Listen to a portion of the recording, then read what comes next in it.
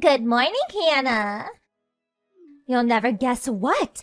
I found you another house again today. I've got a good feeling about this one. I think it's perfect for you. It's a slightly older building, but it's a really quiet neighborhood. It's so cool. You're gonna love it. So this is what it looks like. I think you're gonna be looking at about $30 a month in rent. What do you think, lol? Beth, please. Would you stop making fun of me? I know that building is an old apartment block super deep in the mountains, isn't it? Plus, I'm pretty sure it's abandoned now. Oh no, have I been found out, lol? But think about it, Hannah. I'm being serious. Don't you think an abandoned old apartment is just perfect for someone like you? You are a full-grown woman still sponging off her parents, after all. It's not like you could afford anywhere else, right? Lol. I'm not sponging off of anyone. What the hell's gotten into you lately? You've been acting weird ever since you came to mine and my parents' housewarming party.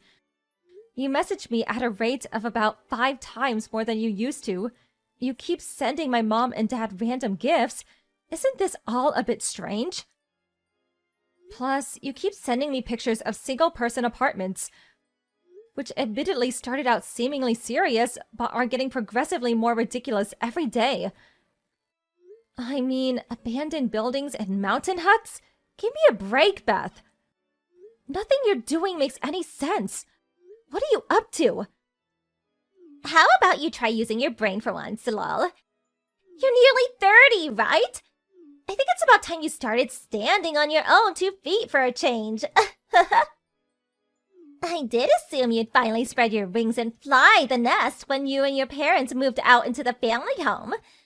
But to think you actually moved in with them in their new apartment, I couldn't believe it. Isn't it embarrassing to be single living with your parents at your age? Stand on your own 2 feet for once. Neat. Hello. I think you basically get the drift now, right? You understand why I'm kindly sending you pictures of apartments, right? The reason I keep sending your mom and dad presents is because I feel bad for them having to look after a middle-aged NEET. They deserve some love for their sacrifice. They're sympathy gifts. I'm not a NEET. I have a job. Anyway, whether I live with my parents or on my own has absolutely nothing to do with you. You're my sister-in-law, for God's sake. You've never interfered in our private affairs until lately. Stop sticking your nose where it's not welcome. I have no choice. The fact my husband's little sister is a fully grown woman who still lives with her parents is so embarrassing to me that I felt ashamed talking about my family situation to my friends. I really do think it's about time you got your own place and became independent. My parents wouldn't be able to cope on their own if I moved out. They don't have a car between them because both of their legs are bad, which means if I'm not home, they can't even go shopping for basic necessities. Then there's the rent, which I'm paying 70% of. If I move out, my parents wouldn't be able to carry on living here. They'd probably have to go into care. You think I don't know that, lol? That's why, on the dawn of your long-awaited independence, me and my husband plan on shouldering the burden and moving in with them. My husband is the eldest son, after all, so it's only natural. I think your mother would be much happier with that arrangement, don't you? 2 birds with 1 stone. They get their favorite son and his wife back, and they finally get to see the back of their deadweight NEET failure of a daughter. I see nothing but benefits. Has that been your aim all along? I did kinda have a feeling. Because I remember, Beth, how you used to look down your nose at Mom and Dad's house complaining that it was old and shabby and full of dust. You wouldn't come home for Christmas or birthdays. You had basically zero interest in the place. Then, the moment we move into a nice apartment, we're suddenly hearing about how eager you are to move in here on a daily basis. But with me here, you can't do that. which is why you're doing everything in your power to get rid of me. You take the biscuit for the most shameless dirtbag I ever met. You can hardly blame me. Who'd want to live in a house that looks like the floors are gonna fall through any second? I'd be living in constant fear. And let's face it, if it wasn't such a rotting heap of old scrapwood, they wouldn't have had torn it down in the first place, would they? It was full of insects. It was even creakier than your mom and dad's knees. It smelled weird. The bottom line is, it was plain nasty. That's why I did my best not to go anywhere near it. I was really blown away when you guys managed to move into such a nice, shiny apartment. Talking about moving up in the world. Your heart's even blacker than I thought. Thanks for revealing your true colors. I'm still not going anywhere, though. Who in their right mind would fall for such an obvious ploy? Oh, sure, Beth. I'll let you take care of my place at home and leave my aged parents in your care while I'm at it. Give me a break. If you did get your way and move in, your next move would probably be to get rid of my parents. And make that apartment entirely your own somehow, wouldn't it? Did I hit the nail on the head? Wow, what kind of person do you take me for? I'd never do that.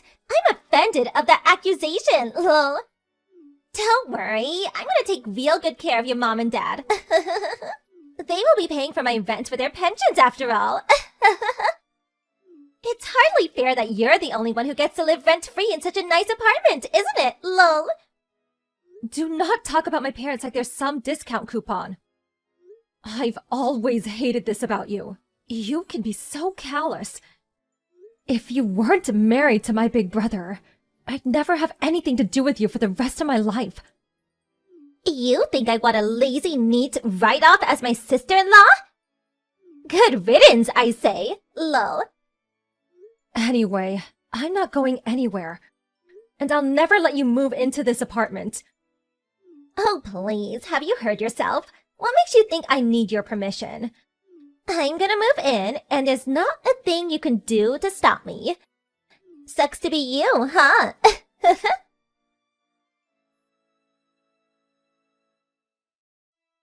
Beth, I need to speak with you. Where the hell did all my things in my room go? Huh? Why are you asking me? Do you have any proof that I went in your room and moved your stuff? If you don't have any proof, then stop treating me like I'm some kind of criminal. You can be so callous sometimes. Quit playing dumb. I know it was you. My mom and dad saw you carrying my furniture outside. You intentionally waited until I was out so you could go uninterrupted. Then you lied to my parents that I'd ask you to take all my furniture outside. I know, Beth. My mom told me everything. Oh no, did I get found out already?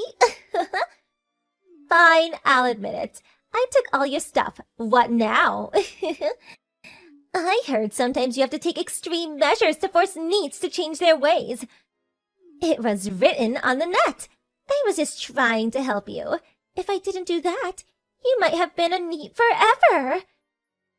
If having to be the bad guy by taking all of your things was what it took to rescue you from that fate, then so be it. Think of your poor parents. How long did you plan on burdening them? I couldn't bear to watch any longer. Do you understand now? Stop screwing around, Beth. How many times do I have to tell you before it goes in? I have a job. I am not a neat. I have no intention of leaving this house, and you have no right to go taking all my stuff behind my back. This is theft. What a preposterous accusation! I did this for you, Hannah. For your own good. For your future. No, you did it so you could live in this apartment. Anyway, obviously I want my furniture back, too. But what did you do with my DVD collection? All the DVDs in my limited first edition Mask Driver box. And my Net Ranger figure that came with the DVD. If you broke any of them, there will be hell to pay. I mean it. Oh, you mean those cheap, tacky-looking DVDs? I sold them at a local charity shop. What? You sold them?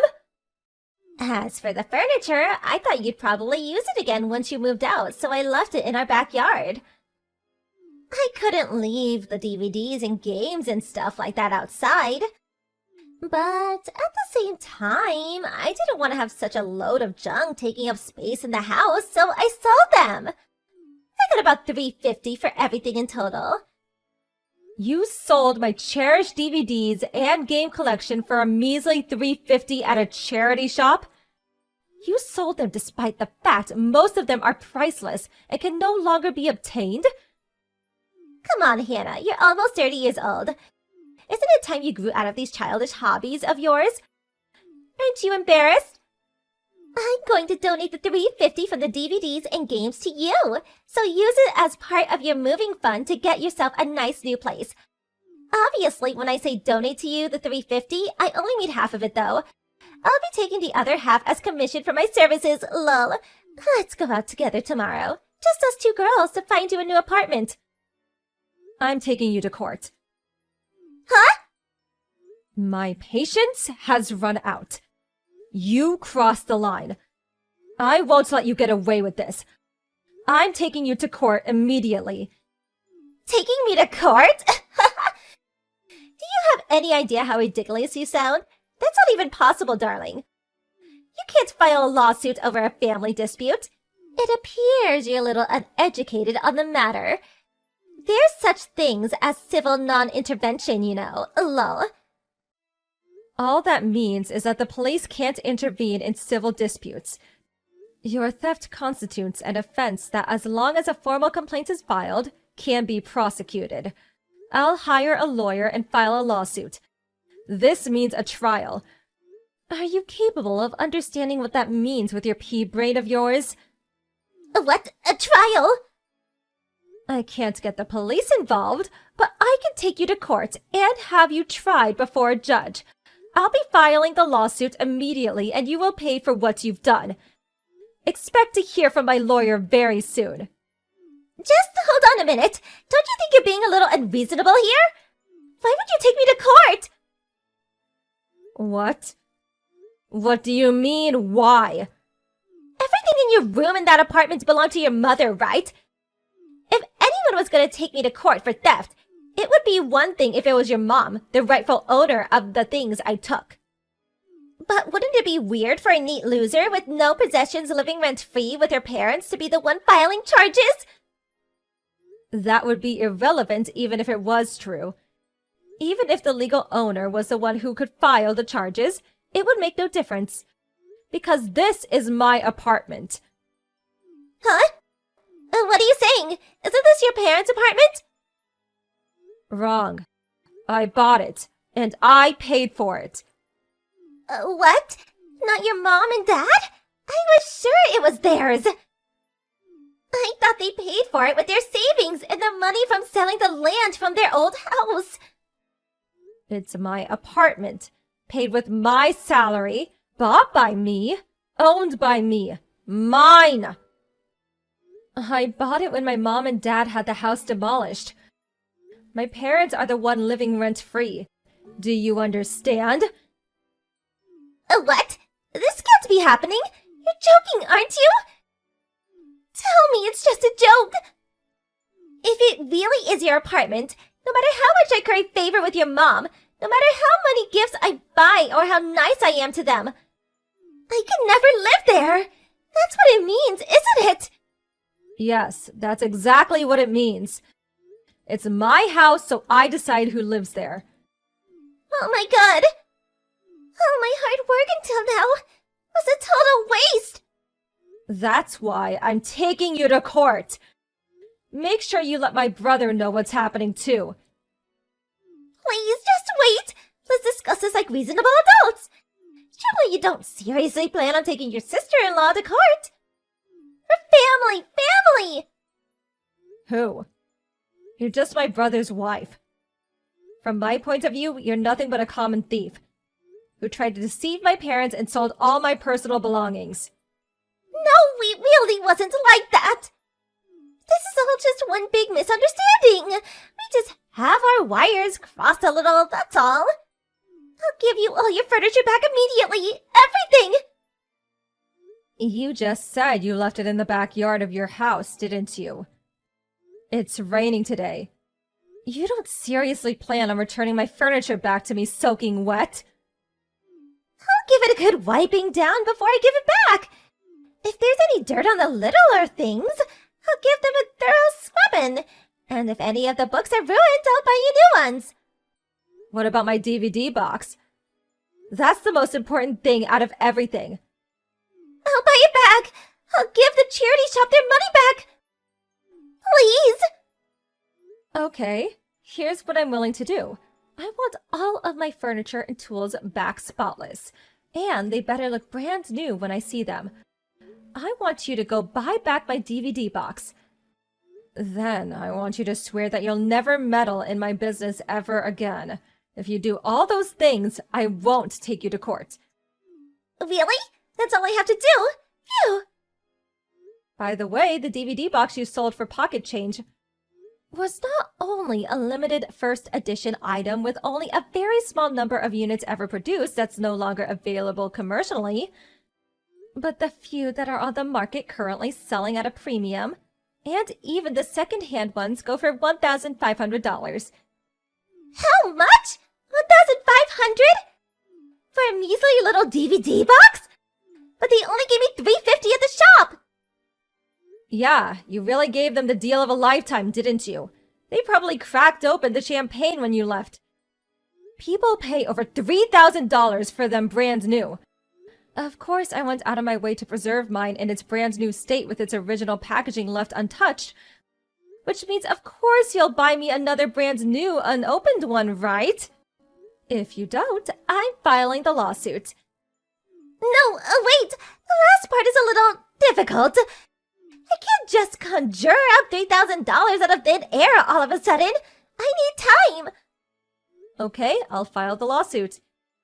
No, stop it! Please, just not that. Anything but that. Wah. Have you heard how pathetic you sound? You're a fully grown woman, but you act like a spoiled child.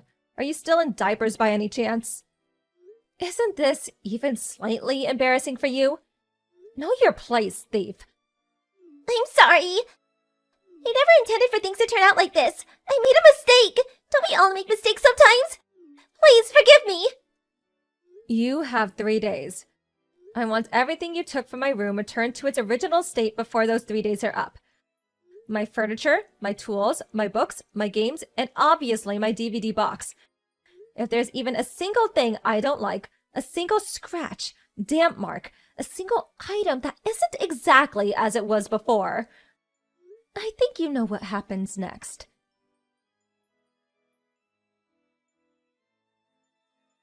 After that, my sister-in-law ran out into her backyard and started frantically drying off my furniture, scrubbing down smaller things that had gotten dirty, and driving around town like a mad woman buying replacements for the things that were damaged beyond repair. Then she turned up at my apartment and desperately tried returning everything to its original place. However, when she went back to the charity shop in an attempt to reclaim the DVD box that she sold, they charged her a whopping $2,500, over 7 times the price she sold it at, and when she heard that figure, she lost her mind. Apparently, she grabbed a hold of the poor shop clerk's arm while yelling, "But you bought it off me for $350!" Eventually, she calmed down and handed over the money through gritted teeth when he threatened to call the police, and successfully bought it back. Much to my astonishment, she actually did manage to return my room to its original state before the 3-day time limit was up, which means that, as promised, I didn't file a lawsuit against her. Of course, I gave her a final stern warning. If you pull anything like this again, you won't get any leeway, and I'll be taking you to court immediately.